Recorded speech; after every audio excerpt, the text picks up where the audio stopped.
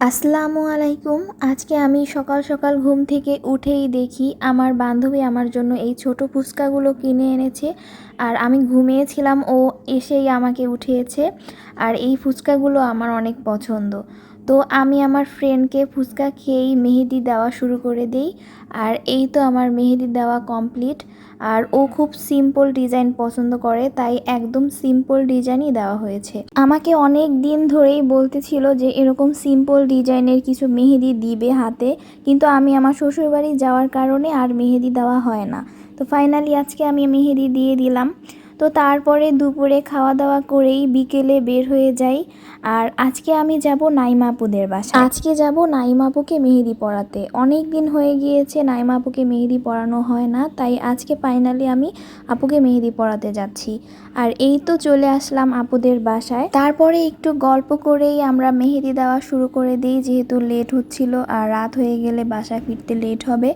তো ফার্স্টে আমি এই ডিজাইনটা দেওয়া শুরু করি। আর এই ডিজাইনটা নাইমা আপুরই পছন্দ করা ছিল।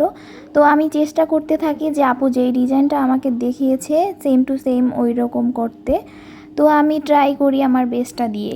এর মধ্যে আন্টি আমাদের জন্য নাস্তা নিয়ে আসে। আর এই সিঙ্গারাটা ছিল আমার সব থেকে অনেক ফেভারিট।